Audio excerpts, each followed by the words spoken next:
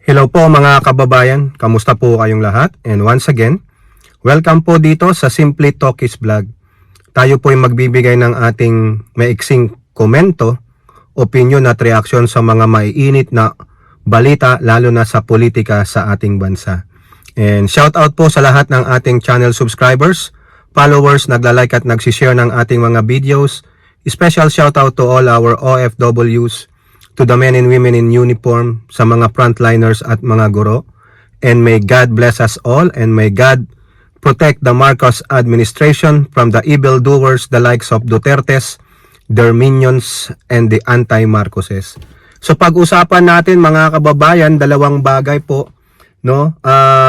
Breaking news daw po na kung saan si Digong ay nawawala.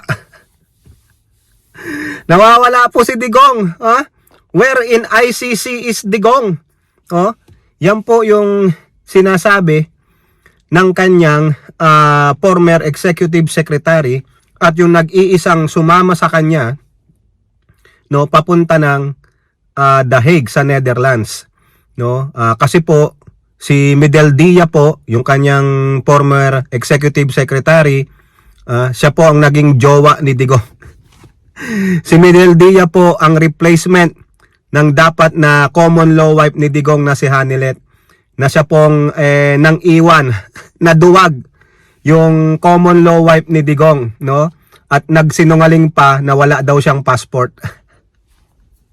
Sabi ni Medel Dia, pagkalapag nila sa The Hague, no, siguro medical o whatever, nagre-request siya na kung maaari daw po ay dalhin sa hospital para ma-check ang health condition ng dati ninyong former president na si Digong.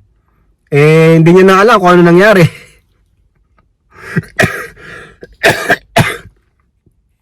Kumbaga, wala sa kulungan si Digong mga kababayan. Nung tinatanong daw ni Medel Dia yung mga tao doon sa ICC, wala daw Rodrigo Duterte. Nako! Oy! Saan nyo pinunta si Digong? Maawa naman kayo. Maawa naman kayo, baka anong ginagawa nyo kay Digong? Oy, Medel Dia, baka mamaya sinusundot-sundot na yung pet ni Digong. Tinetesting na kung kakayanin niya si Peryong at Dagol.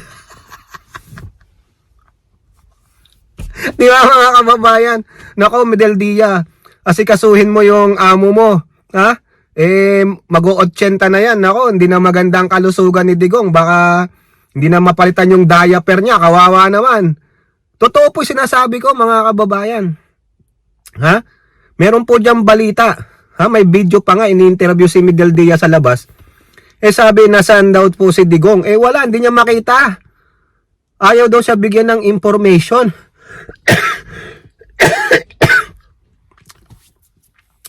Kaya siguro ayaw ibigay kay Medel Dia. Ito, opinion ko lang, ha. Kaya siguro ayaw ibigay kay Medel Dia yung information about a prisoner. Kasi hindi ka naman immediate family. Kaano-ano ka ba ni Digong? Di ba? Private citizen na kayong pareho. Ikaw ba ang naging custodian niya diyan?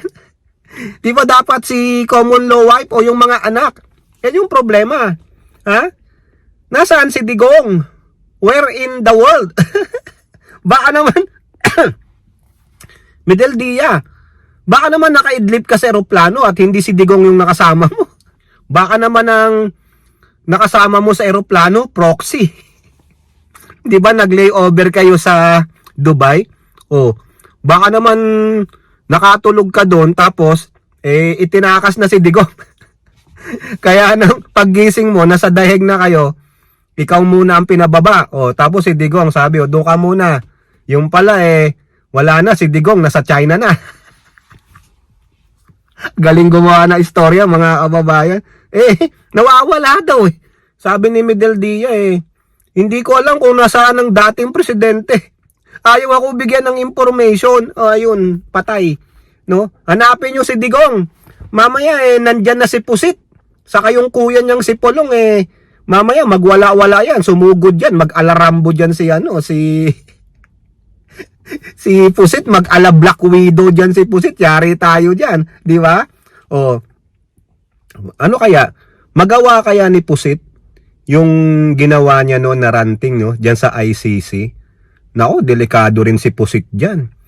Pag nalaman nila, pag nalaman nila na nandyan si Pusit, baka naman bigyan ka agad ng warrant yan. Tama-tama, magpakulong ka na rin para may mag-asikaso sa tatay mo. Di ba? Maganda yon. Di wala na tayong vice president, libre na. Wala nang mga bole. Wala nang mga anay at garapata. Di ba? ICC, Prosecutor Karim Khan. Bigyan nyo na ng warrant of arrest yan, Piniresinta niya na yung sarili niya. Galit na galit ho sa inyo yan kasi mga banyaga po kayo. Mga puti po kayo, mga puti. Galit na galit sila sa puti. Ang kulay niya, puti. Di kaya siya, German siya, di ba? Kinaasaran niya, kinamuhumihan niya yung sarili niya. Kasi ano siya, half-half banyaga siya di ba? Karim Khan, andyan na yung mag-ama. Wag mo nang palabasin, ha? Pwede ba, wag nyo nang pabalikin sa Pilipinas si Pusit? Hulihin nyo na rin. Di ba, kasama siya dyan sa Crimes Against Humanity, di ba? Bilis-bilisan ninyo. Di ba, mga kababayan? Now, good luck ha, Medel Diaz. Sana makita mo yung amo mo. Ikaw naman, baka pumunta lang sa kubeta si Digong Baka nagpapalit lang ng diaper, ikaw naman. Now, punta tayo dito sa kandidato ni Digong. Kandidato ni Digong pagka-senador. Isa sa mga 9 niya na kandidato. Ito pong kandidato na ito, hindi natin alam, siguro mali ang pagkakaintindi niya sa inilabas na statement ng Supreme Court na dinidina yung immediate TRO na hinihingi nila Bato at ni Torion. Ang sabi doon, wala kayong malinaw at ano ba yung tawag nila, yung mapakitang dahilan para mag-release kami ng immediate TRO. Wala rejected yung immediate TRO na hinihingi nyo. Pero, you guys are given 10 days to comment on the petition. Pero ano ang sabi ng isang kandidato ni Digong na si Lambino?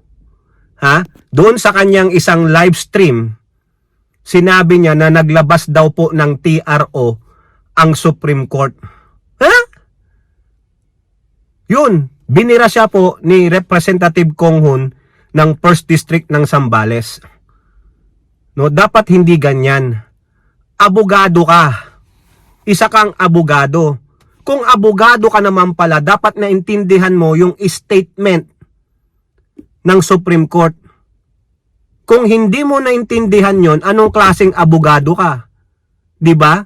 Yung bang pagkakaintindi mo na sinasabi na sinabi ba doon na we release a TRO, we granted the petition of the petitioner? Wala Abogado ka niyan? Abogado ka.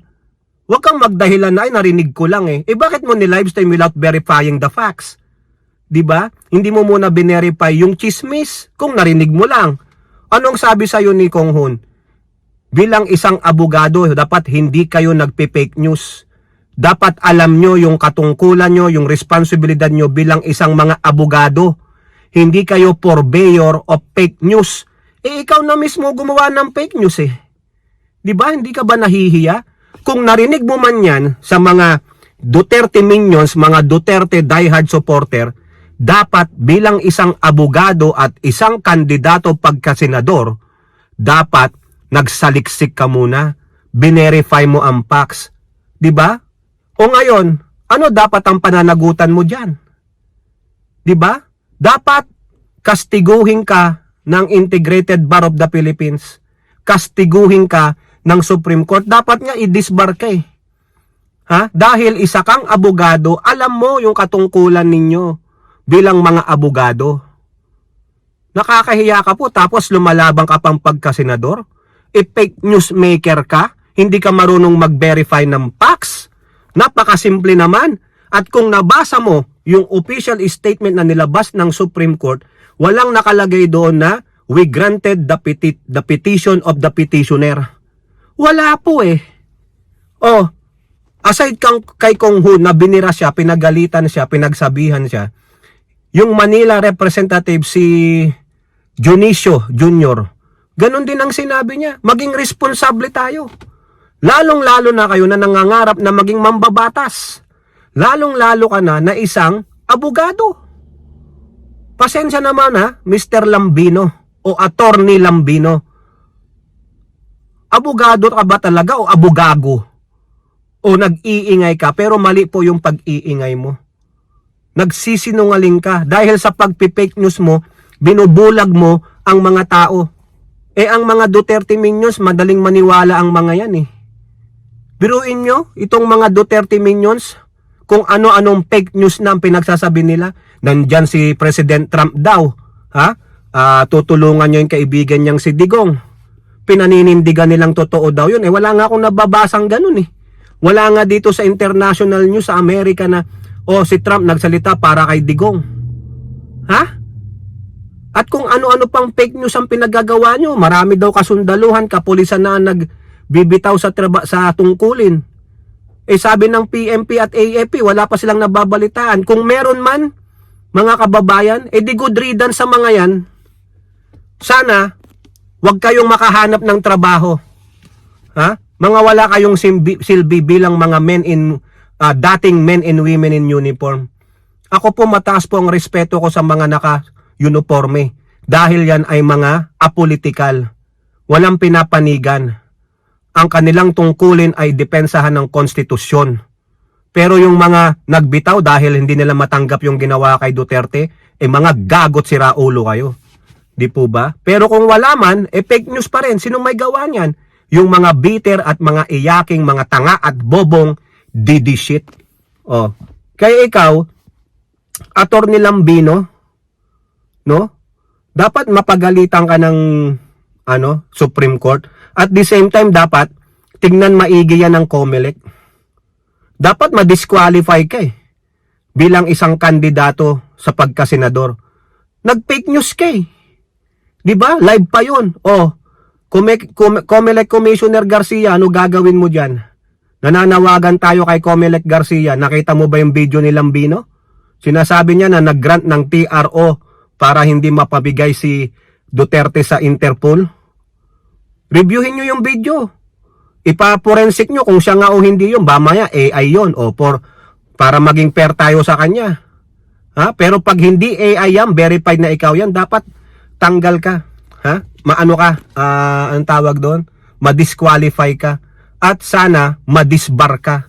Mga manloloko kayo Kita ng init na nga ng tension Dinadagdagan nyo pa, lalo nyo pa binubuhusan ng gasolina yung apoy. Di ba nakakahiya? Kayo po, ang mga kababayan, masasabi nyo doon sa sinabi ni Medel Dia. Si Medel Dia, nakita ko yung mukha, mukhang natatakot, kinakabahan Parang namumutla na si Medel Dia dahil di niya makita si Digong. Nawawala si Digong. Baka kung ano nang ginagawa kay Digong, mamaya pinapat-pat-pat-pat na si Digong na ganun. Nakakaawa naman dahil matanda na. Pero dapat pa rin siyang humarap sa mga kaso niya. Di ba? Hanapin nyo si Digong. Baka magdidiwara dyan si Sara Duterte. Baka tumalon na yan sa pinakamatas na building dyan sa Netherlands. Sana nawa. At ganun din po, yung kandidato ni Digong pagkasenador, si Attorney Lambino, nag-fake news. Sana makastigo ka ng Supreme Court at pag-aralan ng COMELEC yung magiging parusa mo. Fake news Fake news. Sabi po yan ni Kong Hun saka ni Dionisio ng Manila. Okay? Kayo po, ano pong masasabi ninyo? Comment down below and don't forget to like and share. Hope to see you on the next videos. Bye-bye. God bless.